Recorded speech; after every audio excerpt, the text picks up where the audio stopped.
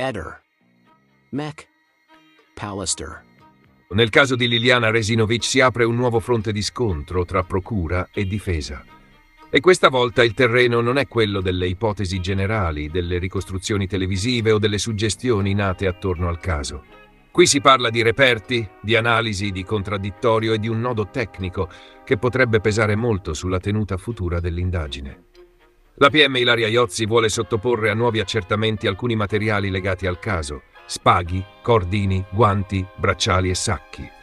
Sono questi gli oggetti finiti al centro del nuovo botta e risposta a distanza tra accusa e difesa. Non si tratta di elementi qualsiasi, perché parliamo di reperti che possono avere un rapporto con la scena del ritrovamento, con il confezionamento dei sacchi, con eventuali contatti, con possibili tracce biologiche o con materiali che potrebbero raccontare qualcosa in più sulla dinamica della morte di Liliana. Il punto è che questi nuovi accertamenti arrivano dopo l'incidente probatorio. E proprio per questo la questione diventa delicata. L'incidente probatorio è una fase in cui gli accertamenti vengono svolti con garanzie precise, perché ciò che emerge può poi avere un peso importante in un eventuale processo. Se dopo quella fase si decide di tornare su determinati reperti, allora la domanda diventa inevitabile.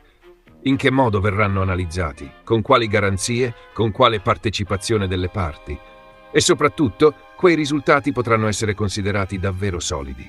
La difesa di Sebastiano Visintin, marito di Liliana e indagato nell'inchiesta sulla sua morte, si oppone. E lo fa sollevando due obiezioni molto pesanti. La prima riguarda il rischio di contaminazione. Quando si parla di sacchi, guanti, spaghi, cordini e bracciali, si parla di materiali che possono trattenere tracce, fibre, residui, eventuali profili genetici o segni di contatto. Ma proprio perché possono trattenere tracce, possono anche diventare estremamente fragili se non vengono gestiti con protocolli rigorosissimi. La difesa teme quindi che nuovi interventi sui reperti possano esporre gli accertamenti a contestazioni. Perché una traccia, per essere utile, non deve solo essere trovata. Deve anche essere attribuibile, leggibile, contestualizzata e soprattutto non deve nascere dentro un percorso sospetto o vulnerabile. In un caso come questo basta poco perché un risultato tecnico diventi terreno di guerra. Un passaggio non chiaro, una manipolazione contestata, una conservazione non ritenuta perfetta, un prelievo non pienamente condiviso dalle parti. La seconda obiezione della difesa riguarda il contraddittorio. I legali di Visintin temono che questi nuovi accertamenti possano aprire filoni paralleli, cioè percorsi investigativi capaci di produrre risultati senza passare da un confronto pieno e immediato tra accusa e difesa.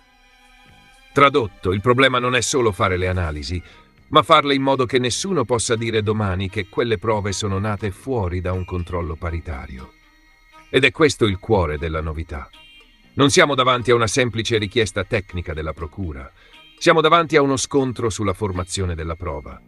La procura vuole cercare nuovi elementi nei reperti. La difesa vuole evitare che quei nuovi elementi vengano acquisiti in modo tale da poter aggirare, indebolire o comprimere il contraddittorio. I materiali al centro della nuova battaglia sono diversi. Ci sono gli spaghi e i cordini che nel caso Resinovic hanno sempre avuto un valore particolare perché possono essere collegati ai sacchi, agli oggetti rinvenuti e alla possibile gestione del corpo. Ci sono i guanti, che possono essere rilevanti per eventuali contatti, tracce o confronti. Ci sono i bracciali, che non vanno dimenticati perché rientrano espressamente tra gli oggetti citati in questo nuovo confronto. E ci sono i sacchi, forse l'elemento più immediatamente collegato alla scena del ritrovamento di Liliana. La domanda è semplice solo in apparenza. Questi reperti possono ancora parlare? Possono raccontare qualcosa che finora non è stato chiarito? Possono confermare o smentire passaggi dell'inchiesta? Possono indicare contatti, manipolazioni, provenienze o compatibilità con altri materiali? È esattamente per questo che la procura vuole procedere. Ma è esattamente per questo che la difesa si oppone. Perché più un reperto è importante, più deve essere trattato con garanzie inattaccabili. C'è poi un altro passaggio pesante. Ai legali di Sebastiano Visintin sarebbe ancora negata la TAC del corpo. E questo non è un dettaglio secondario. La TAC può avere un valore rilevante nella ricostruzione medico-legale perché può servire a valutare lesioni, compatibilità, posizioni del corpo, eventuali elementi non immediatamente visibili o comunque utili alla lettura complessiva della morte di Liliana. Se la difesa non ha accesso a un materiale tecnico di questo tipo, è evidente che il tema del contraddittorio torna ancora una volta al centro della scena. Quindi il quadro è questo. Da un lato la procura vuole andare avanti con nuovi accertamenti su reperti materiali, dall'altro la difesa contesta il metodo, teme contaminazioni e denuncia il rischio di percorsi paralleli rispetto alle garanzie difensive. In mezzo ci sono oggetti concreti, spaghi, cordini, guanti, bracciali e sacchi. Oggetti che potrebbero diventare importanti, ma solo se le analisi saranno svolte in modo tecnicamente pulito e processualmente resistente. Questo passaggio non equivale a una svolta definitiva, non significa che sia emersa una nuova prova risolutiva, non significa che sia stato trovato l'elemento capace di chiudere il caso. Significa però che la battaglia sui reperti è ancora aperta e che la procura ritiene necessario approfondire ulteriormente. Allo stesso tempo la difesa sta già mettendo le mani avanti. Se si fanno nuove analisi, devono essere fatte dentro un perimetro pieno di garanzie. Altrimenti quei risultati rischiano di nascere già contestati. Ed è qui che il caso Resinovic mostra ancora una volta tutta la sua complessità, perché dopo anni di dubbi, perizie, ipotesi, richieste, opposizioni e nuove verifiche, il problema non è solo trovare un elemento in più. Il problema è trovare un elemento che regga, che non venga smontato il giorno dopo, che non diventi l'ennesima miccia accesa tra consulenti, avvocati e procura, che non finisca nel solito limbo delle interpretazioni opposte. La novità quindi è tutta in questo nuovo scontro. La PM Ilaria Iozzi chiede altri accertamenti dopo l'incidente probatorio. La difesa di Sebastiano Visintin si oppone. Al centro ci sono spaghi, cordini, guanti, bracciali e sacchi.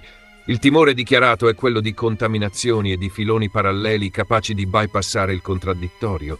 Inoltre resta aperto il nodo dell'attacco del corpo, che i legali del marito non avrebbero ancora ottenuto. In un caso normale potrebbe sembrare una schermaglia tecnica. Nel caso di Liliana Resinovic no. Qui ogni reperto pesa, ogni procedura pesa, ogni accesso negato pesa, ogni analisi contestata pesa. Perché la domanda finale resta sempre la stessa. Cosa è accaduto davvero a Liliana? Ma prima ancora di arrivare a una risposta, bisogna capire se gli strumenti usati per cercarla saranno abbastanza solidi da resistere davanti a un giudice. Perché la verità, in un'indagine penale, non può nascere su una prova fragile. Deve nascere su elementi verificabili, puliti, controllabili e capaci di superare il vaglio delle parti. Ed è proprio su questo che adesso si gioca il nuovo scontro tra accusa e difesa nel caso Resinovic. Ehi, non dimenticare di iscriverti a questo canale.